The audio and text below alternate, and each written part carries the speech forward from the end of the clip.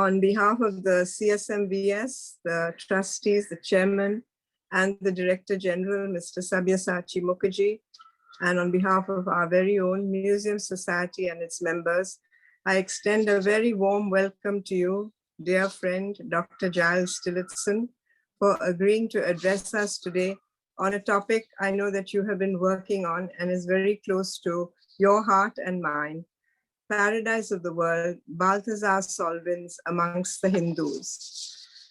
We also have a very special guest here, and I would like to acknowledge him, Dr.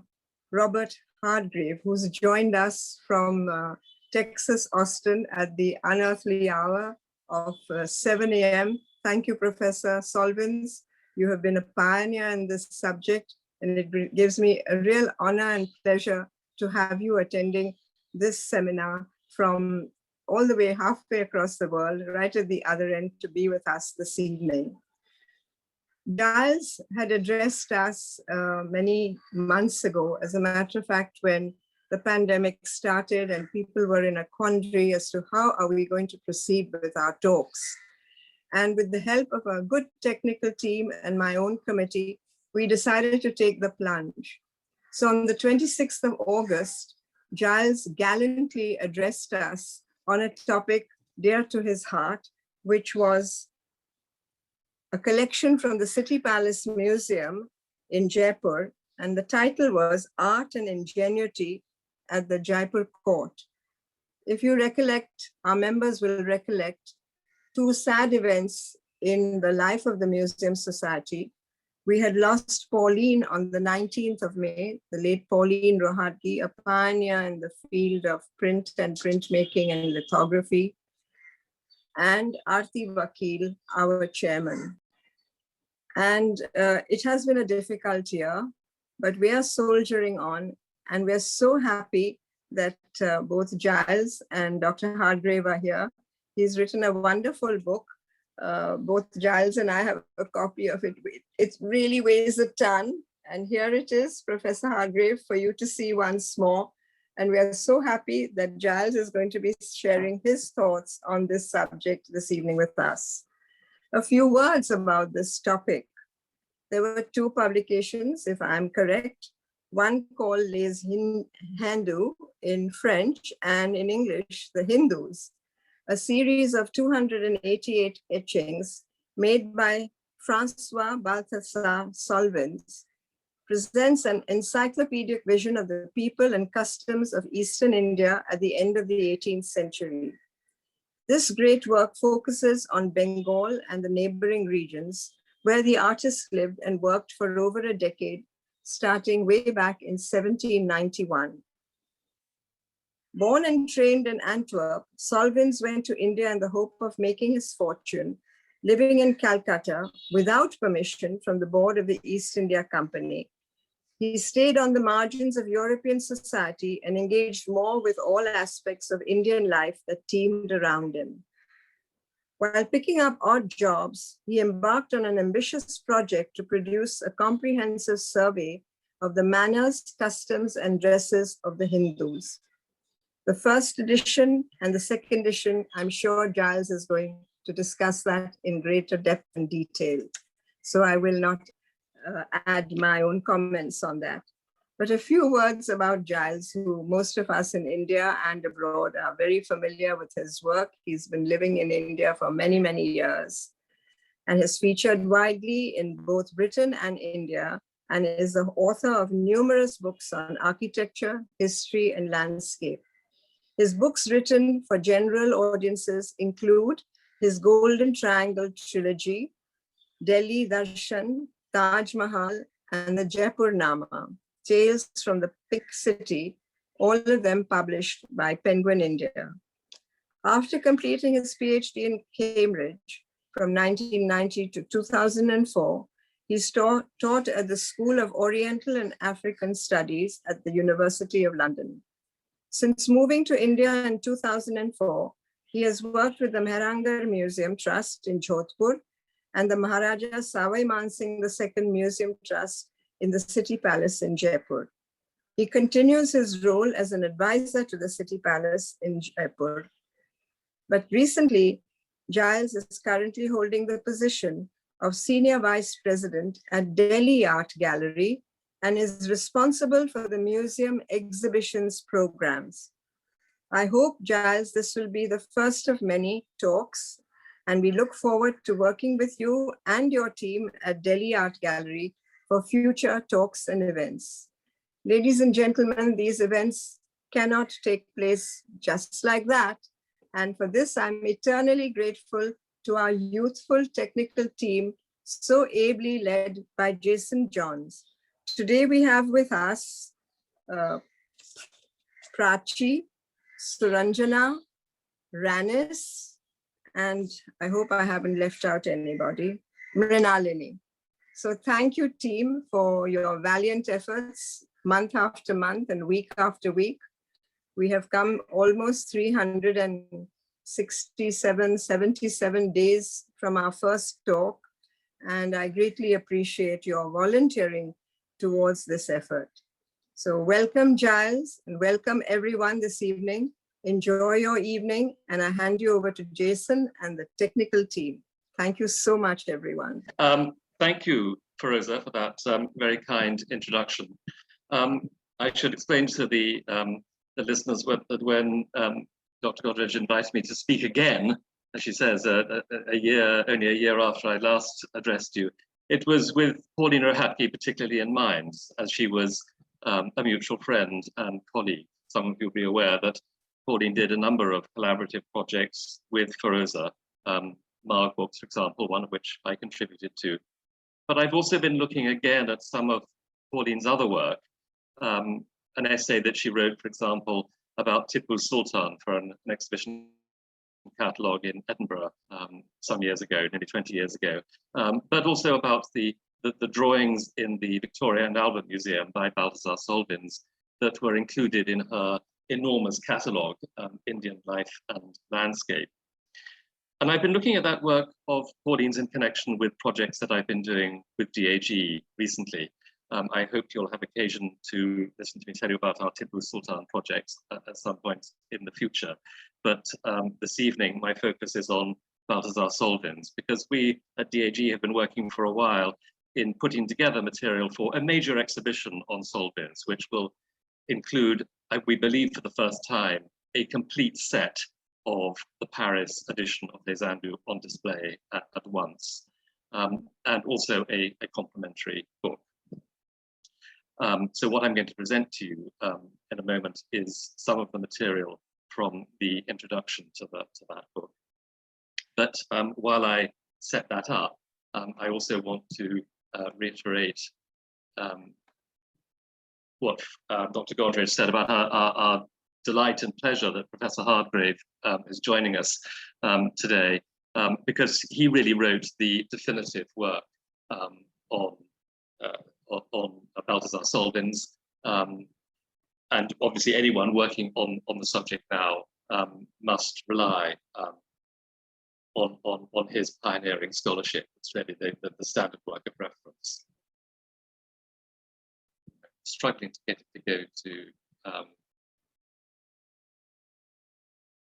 screen mode. If that might work. Yes, it will. I differ from Professor Hargrave in only one particular. I mean, as I say, all of what he found out about Solvyns and has published in his book is I've been meant to spell his name.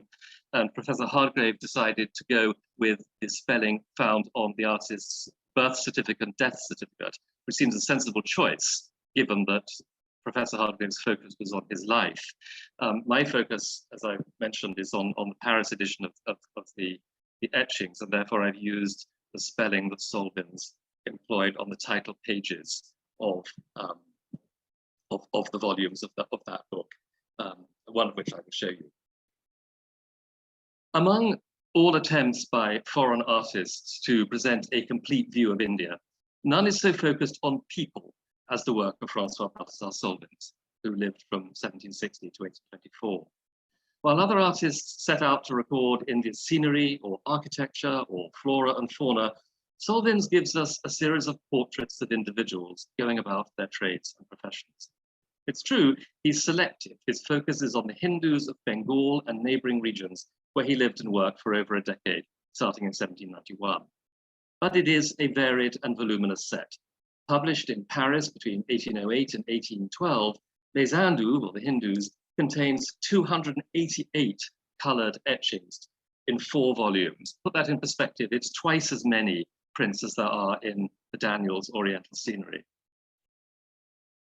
Along with the artist's descriptions in French and English, it's a bilingual text that accompanies these images. They present an encyclopedic vision of the customs, costumes, and ceremonies of the people of Eastern India at the end of the 18th century. One of the prints is labeled in French, Nation Différente, on the screen now. In the accompanying text, under the English title of The Nations Most Known in Hindustan, Solvyns explains his purpose.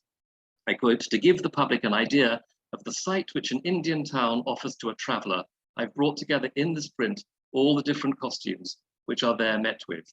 In the foreground is a Hindu with his wife, a man of Upper Hindustan, a Mussulman, a Mughal, a Persian, an Arabian, a Mugh, a Chinese, a Malay, an Armenian, and some Europeans." Of the exotic foreigners included here, only the Mugh gets another passing reference. Mugh is a historical term for ethnic Burmese residents of the coastal region to the south of Chittagong. Solvyns mentions them as typically providing the crew for a coastal vessel known as a kosa. He calls them a dirty and disgusting people, but strong and skillful, no doubt imagining that he is being even-handed. The Mugh here is probably the figure shown in profile, standing next to the Chinese man in a straw hat. If my cursor shows up for others, but I think this is our Mugh. At the extreme right, if you can see that, it's not covered with our own mug shots. At the extreme right are 2 Europeans, specified as Englishmen in the text, standing under parasols held aloft by their servants. One has his back to us, and the other is looking down, so we can't see their faces. What identifies them, and what matters, is their clothes. Though Solvyns concedes that a drawing made in 1790, 20 years before he published it as a print, might be out of date on account of the constant changes in European fashions. By implication, the same problem does not beset the depiction of Asian costume, which is regarded as unchanging. The third European, set apart from the others, in the center left of the image and seen very clearly in profile, so this gentleman, is recognizably Solvyns himself. He's surrounded by Indian figures and is apparently in conversation with a woman in a floral shawl, whose uncovered hair is tied in a bun. Though he does not say as much, he perhaps intended her to represent the Indo-Portuguese community whom he mentions elsewhere. This miniature self-portrait, whether intentionally or not, points to a significant truth about Solvyns and his circumstances. Born in Antwerp in the Austrian Netherlands in 1760, Baltazard Solvyns trained as a marine painter. To escape political unrest in Northern Europe and in the hope of making his fortune, he embarked on a journey to India in July 1790. Though undertaken more in hope than expectation, his plan was not outlandish. Numerous English artists had succeeded in making at least a living, and some had prospered in India. But Solvyns travelled on board L'Etrusco, a ship that was owned and commanded by one Captain Home Popham, sailing from Ostend, and that put him in a compromising position. Captain Popham was engaged in illegal trade that ignored the East India Company's monopoly, and Solvyns had failed to obtain permission from the company's board of directors in London to live in Bengal, as was then required by law.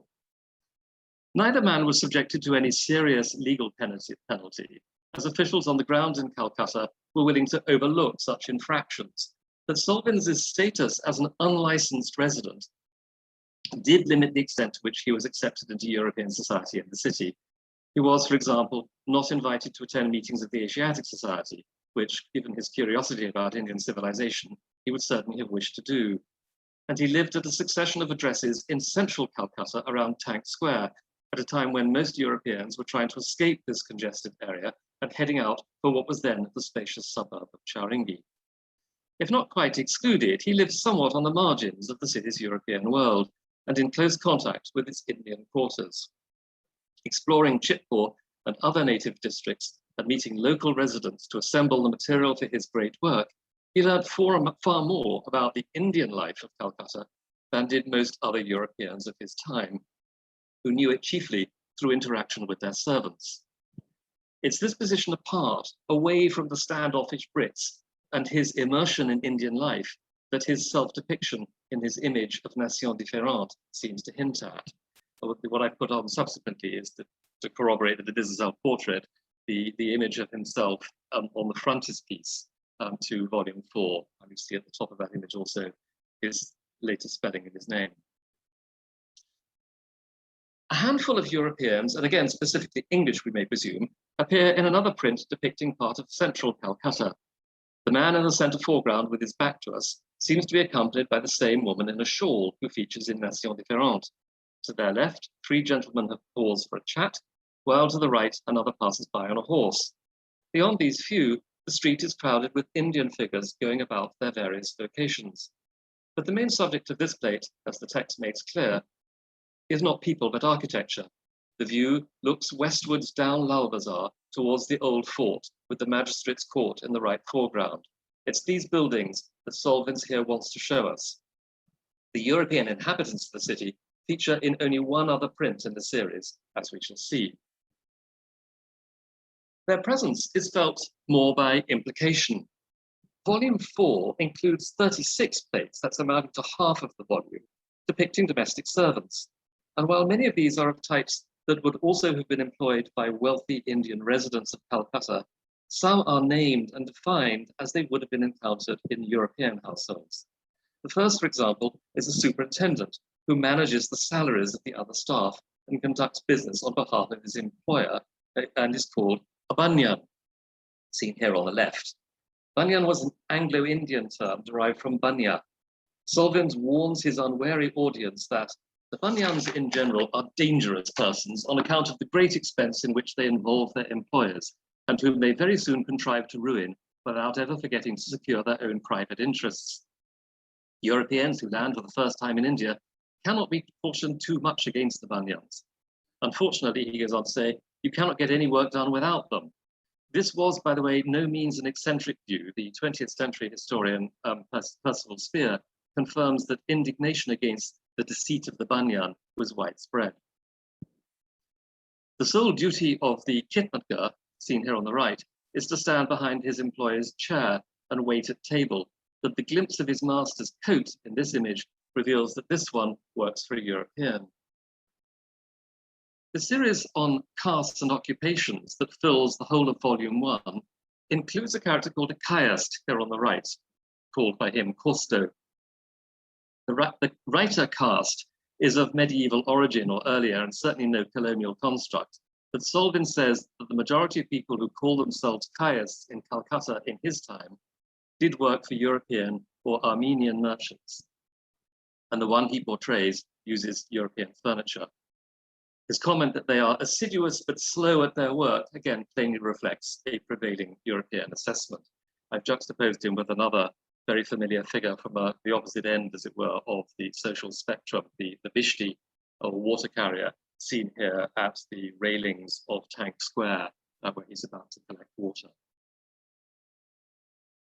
The European presence is further apparent in aspects of the material culture that Solvyns depicts. A miana is a traditional design of palki common across India that anyone might use. So it's the one here on the left. Although the name literally means medium size, surviving examples vary in size and degrees of comfort from some courtly mianas being very sumptuous. We have one in the city palace in Jaipur, actually, which is very grand. The box-like long palanquin seen on the right also varied in cost and quality, but as a distinctive type was introduced by Europeans and used only by them. Similarly, the chair palki or sedan, seen here, was a European adaptation of an earlier Indian type of conveyance called a boccia. The foreign nature of the latter two objects is emphasized by the architectural backgrounds of the place. They were a common sight on the streets of the city in the decades around 1800. Solvyns comments that numerous European coach builders made fortunes through building carriages and palanquins. It was a trade he knew well. When not in demand as an artist, he could always pick up some work as a coach painter. To get a sense of the larger world of which such objects formed a part, we might turn to the less close-up, wider angle views of Calcutta produced by Thomas and William Daniel, whether the 12 aquatins that they drew and engraved in the city itself following their first arrival there between 1786 and 1788, or the 6 aquatins included in volume 2 of their Oriental Scenery published in London in 1797 to 8. And this is one of the plates from that work of 1797, of course, Daniel's view of Writers' Building.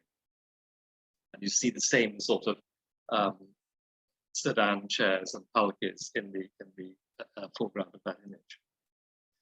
Alternatively, we might turn to a literary evocation, such as the epistolary novel Hartley House, Calcutta by Phoebe Gibbs, published in 1789, bearing out Solvyns' astonishing claim that some people were willing to spend as much as £800 to £1,200 on a palanquin.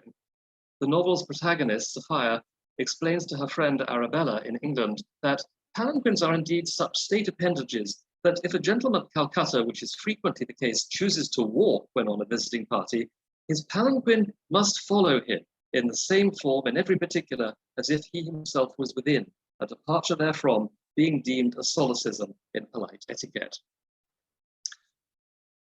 So I've cited the Daniels and Phoebe Gibbs to give a kind of sense of the wider European world of which these objects form a part. The truth is, though, that this wide world of Anglo-Indian Calcutta was not the only or even the major world that Solvyns inhabited and wished to show.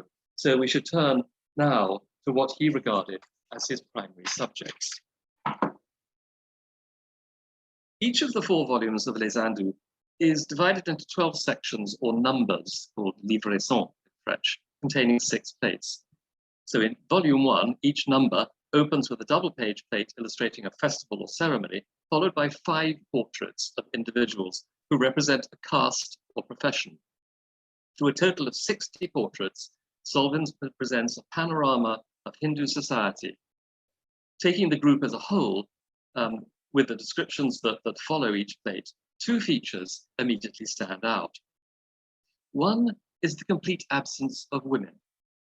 Solvyns includes a few portraits of women in later volumes, and I'll get to them, where his purpose is to represent costumes and domestic servants. But in general, he considers it simply unnecessary to show women in a portrayal of Hindu society. In the preliminary discourse, a long essay that opens volume 1, he explains why. The truth is, he says, that the part which they act among the people is so little interesting and is so seldom to be met with in the public places of Hindustan that it is not to be wondered at that I have confined myself generally to the representation only of the men. In some measure, this relates to his repeated claim to depict only what he has personally observed. I have given only what I have seen, he insists. So he omits women because there were a few of them about on the streets for him to meet, notwithstanding that chatty lady in the shawl. But there is more at play here, as we shall see. The second arresting feature of the plates is an ambiguity regarding where they are situated in time.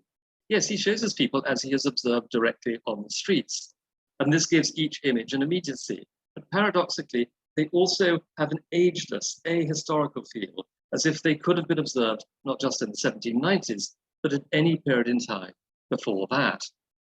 So I've opened with 2 of his Brahmins, and I'll come back to some comments on those in a minute, but while I continue, I want to show you 2 more. This ambiguity relates to certain ideas that Solvyns had about India and Hinduism. At the very beginning of the preliminary discourse, he tells us that Hindustan, from the fertility of its soil, the amenity of its climate, and the abundance of everything necessary to the wants or even to the pleasures of life, was known to the ancients as the paradise of the world. That's the source, obviously, of my title.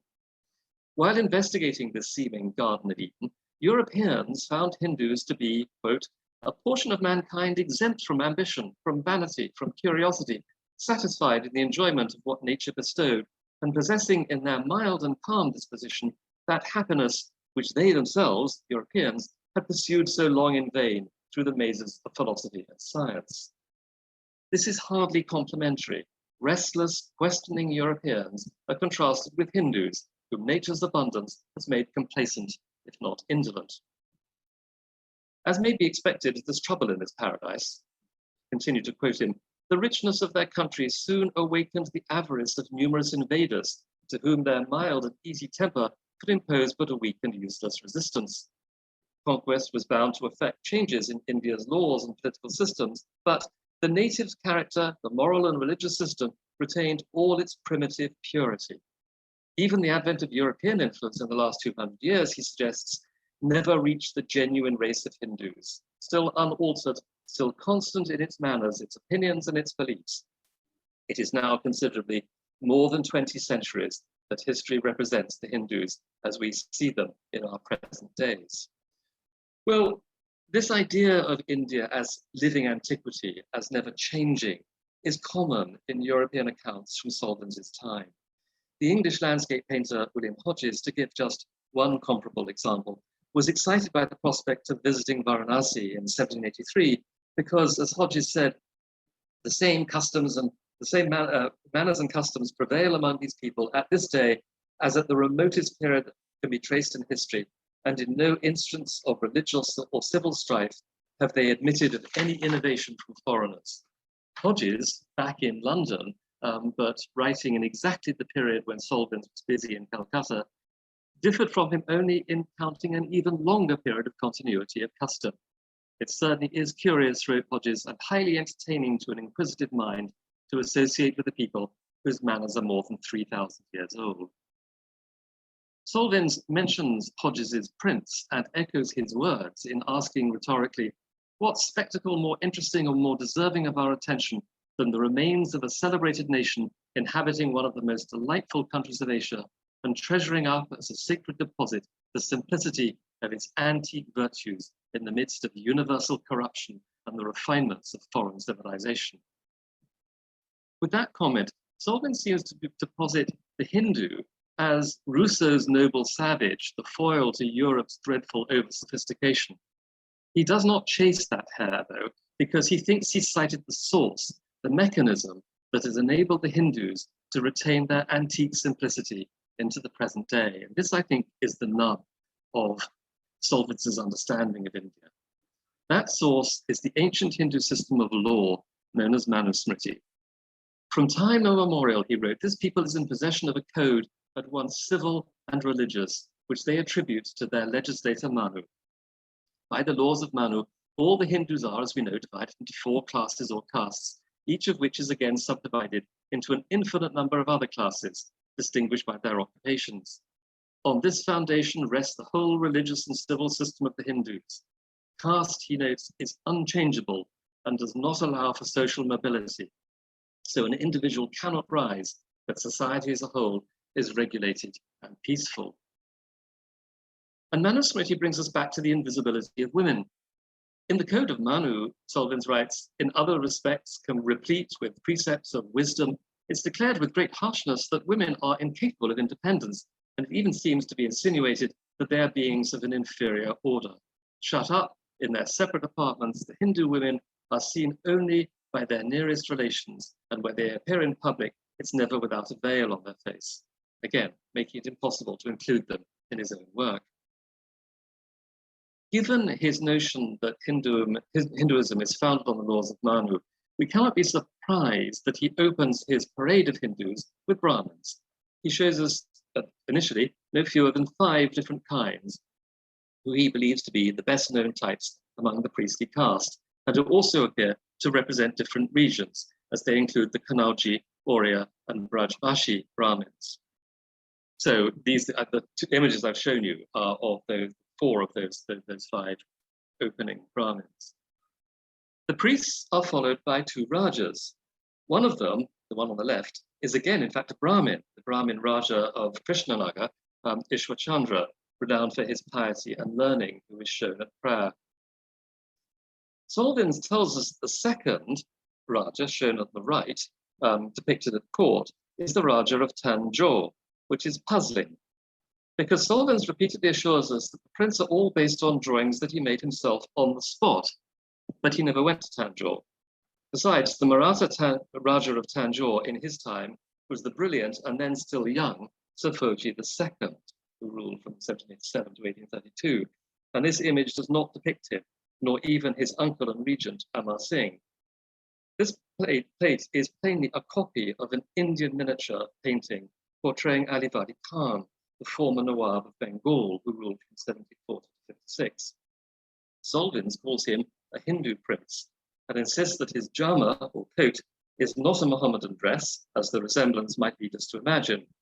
Well, the jama was not by then, if ever, worn exclusively by Muslims, but it is a garment strongly associated with the Islamic courts of North India, which is what, in fact, if inadvertently, is shown here. Solvyns seems to have had a blind spot for the prominent Muslim elites of Bengal at his time, but one of their number has slipped into his work despite his best efforts. After the Rajas come what he calls a Kotari, meaning Kshatriya, who on the left, who is defined as both a member of the warrior caste and as a landholder. Of course, he's meeting Bengali Kshatriyas, not Rajasthani ones, for example, and a Shudra described as a servant. Solvyns was fully aware of the hierarchical structure of the caste system and that the four original, or as he calls them, primitive castes, contain countless subdivisions according to profession. Shifting his focus according to occupations, he offers numerous portraits, including, I'll show you just a few, a milkman and a gardener. He gives local names, Ehir and Kesakarata. A sakari on the left here who makes bracelets from conch shell using that curious implement he's holding is a large crescent-shaped saw, and a kamar or blacksmith, sorry, it's the potter on the right here. Professions towards the lower end of the caste spectrum include the suri, or distiller of wine, and here the toddy tapper on the left. Solvyns assures us, his audience, that the Hindus abhor drunkenness and that none but the lower castes are addicted to strong liquors. Hence, the sellers are not held in much higher estimation than their customers. Indeed, the retailers of these liquors lie under the imputation of bad morals, being frequented only by pariahs and not unfrequently by prostitutes. At the bottom come the mochi or tanner and the hari or sweeper. Solvyns remarks that tanners, as well as their women and children, are very dirty even in their dress. They nourish themselves ill and spend the little money that they earn in liquors of the country, which, added to their debauchery, procures them the name of pariahs. He makes similar comments about sweepers, that their earnings are soon absorbed in the tavern, which would immediately draw upon them the reproach of pariahs, if it were not already in some degree attached to the meanness of their employment and the relaxation of their morals. As Solvyns has at the outset made clear his understanding of the supposedly inflexible nature of the caste system as defined in the laws of Manu, it seems wantonly harsh on his part, not to say illogical, to insinuate that untouchables earn the opprobrium that others heap upon them through their immoral behavior, and that they merit their place at the bottom of the system that they're powerless to change. The festivals and ceremonies illustrated in the double-page plates that open each number in Volume 1 include a Mahabharat Sabha, here, a Brahmin discoursing on the Mahabharat. Solvyns explains that such events usually took place in the courtyard of the house of the person sponsoring the event. He depicts the attentive crowd. We can just make out the women of the household watching from their position concealed behind bamboo screens. His angle of view indicates a certain distance, suggesting that as a foreigner, he was tolerated as a witness, not welcomed as a participant. Somewhat by contrast with these two is the view of a Ras Yatra, a nighttime celebration of the loves of Krishna, an event which Solvyns claims was often accompanied by acts of indecency and thus shunned by respectable people. He prudishly omits these acts from his depiction, remarking that if it were not for the evidence of similar excesses in other civilizations in antiquity, it would be hard to believe that Hindus included them in religious rites. Of course, it's a matter of perception. Large crowds in India, as in Europe, may always attract individuals with licentious motives, unfortunately, but that doesn't make their actions the purpose of the gatherings. Even more than sex, Europeans were enthralled by elements of violence contained in Hindu rituals, especially when it was self-inflicted. For example, in the Charak Puja, or hook swinging, when penitents were suspended by metal hooks that passed under their shoulder blades and were rotated on a crane.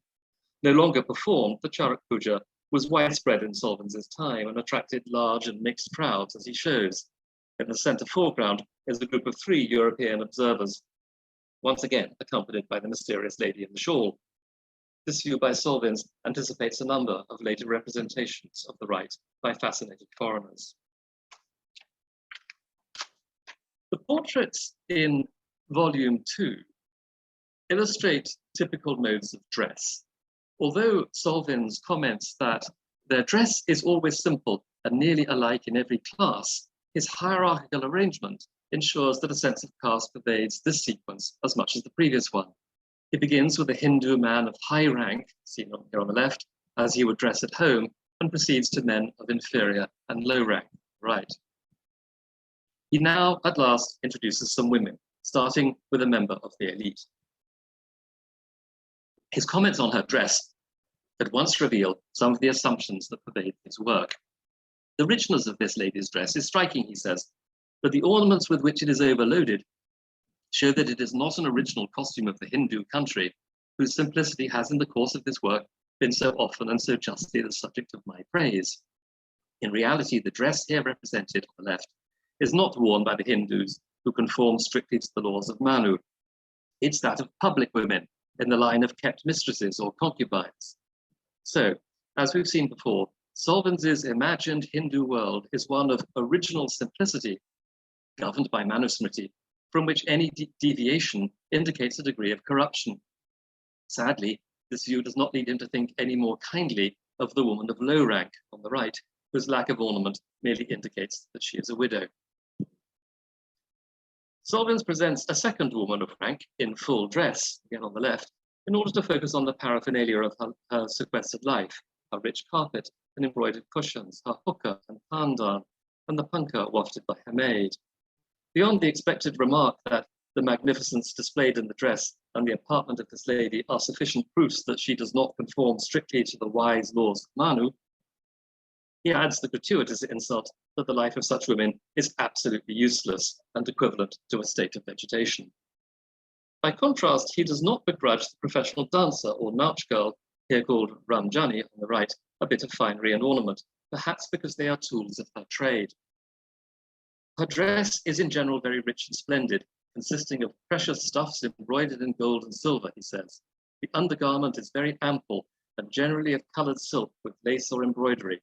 After turning around several times with great velocity, this sort of petticoat swells out in the form of a sphere. The folds disappear, and the effect is very striking when they let themselves fall and sink, as it were, into this extended drapery. The richness of their ornaments extends to their toes, which, being covered with little bells and moved as they choose, give a pleasing sound and mark the measure of their steps. If dancers do not embody decline or corruption in their dress, sadly they do in their morals, according to Solvyns. He claims that in former times, when they were in the service and formed part of the retinue of the Hindu princes, they were well protected and respected and wholly taken up with the study of their profession. But he regrets that they now lead a dissolute life as courtesans. He does not have to look far for the cause. This degeneracy seems to be one of many effects of the invasion of the Mohammedans, who spread their luxury and their vices among the conquered peoples. This much is contentious enough, but he adds the assertion that the nautch in its proper form is an original Hindu dance and has nothing in common with any entertainment enjoyed by Muslims or described by foreign travelers.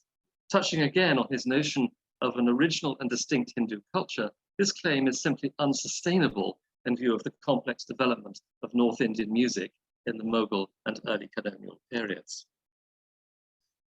I'm going to skip over, there's a long section in volume 2 which addresses renouncers of various kinds. They will be in the exhibition and the book. But I want to focus on aspects of material culture, which he addresses in volume 3, a delightful series illustrating various aspects of the material culture of Bengal, including musical instruments, boats and river crafts, and instruments for smoking. Solvyns includes such objects and implements in order to give a more rounded sense of the lifestyle of the people he portrays, but also because he believes that they exemplify and further support his idea that Hindu civilization is ancient and unchanging. Everything in India, he assures his reader, down to the form of their household furniture and their tools, is handed down to them from the most remote antiquity. So observing the objects that people use in his time affords a glimpse into that antiquity. Musical instruments in particular, he says, merit a minute description because the music of the Hindus is entirely different from ours, meaning, of course, Western music. That difference, unfortunately, does not facilitate understanding or appreciation. And while Solvyns was fascinated by the forms and materials of Indian instruments, he clearly did not much care for the sounds they made. The tanpura, for example, seen here on the left, juxtaposed with a magnificent drum. Tanpura he describes as a magnificent instrument covered in paintings and gilding, from which one therefore expects the most enchanting sounds. But no one had told him that it was used primarily as a drone to set the pitch.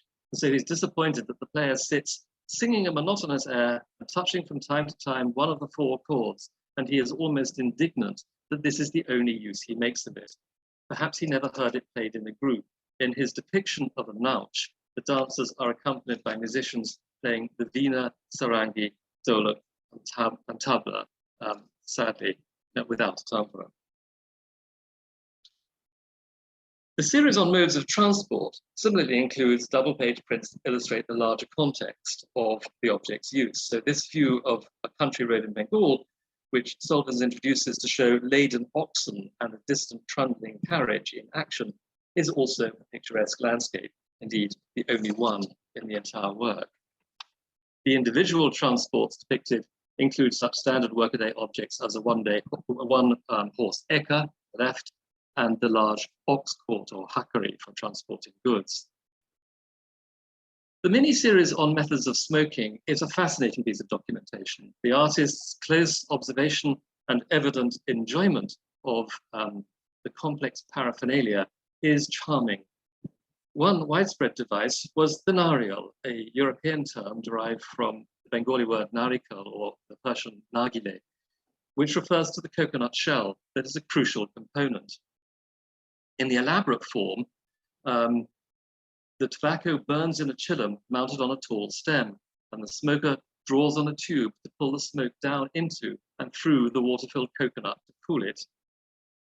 In simpler forms, various component parts of the contraption can be dispensed with until at last one is left only with the chillum held in one hand while the smoke is drawn through the cupped other hand on the left. Higher up the scale, by contrast, is the hookah, which works on the same principle as the nariyal, but takes its name from the bell-shaped vessel that replaces the coconut. Another distinctive feature is the elongated tube or snake, which is made of twisted wire, bark, cloth, and gold thread. Also popular among Europeans, the hookah was used mainly by the wealthier classes, including women, as we've already seen.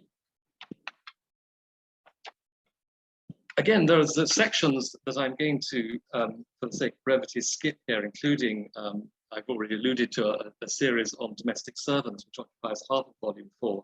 There's also a short section on the natural world, which is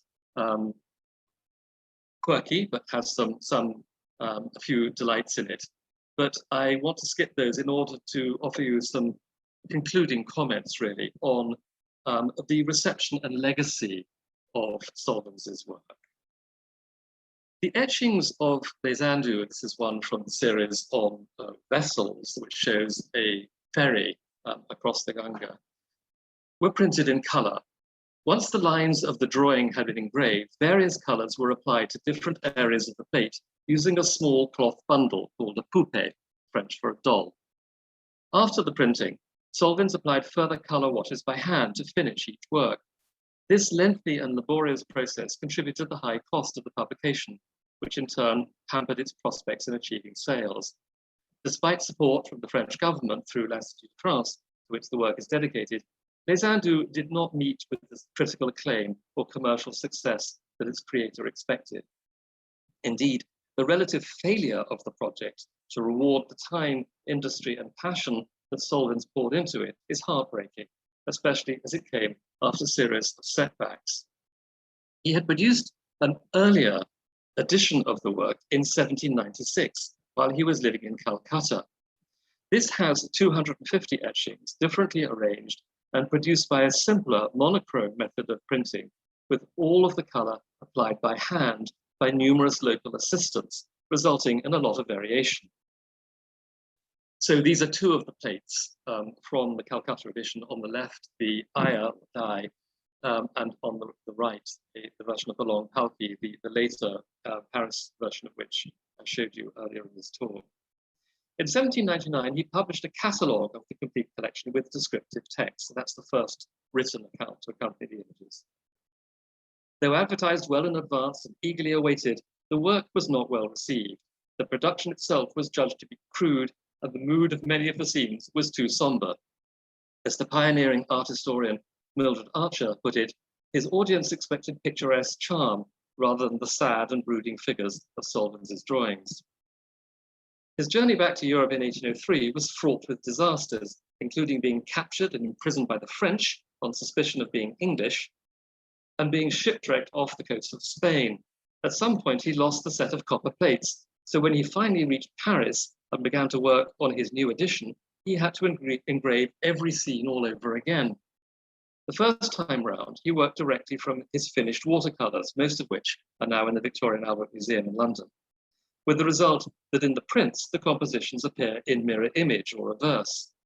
The second time round, he probably worked from a copy of the Calcutta edition, so that the compositions are restored to their original way round. So this Palki, for example, appears the opposite way round from the image I showed you before.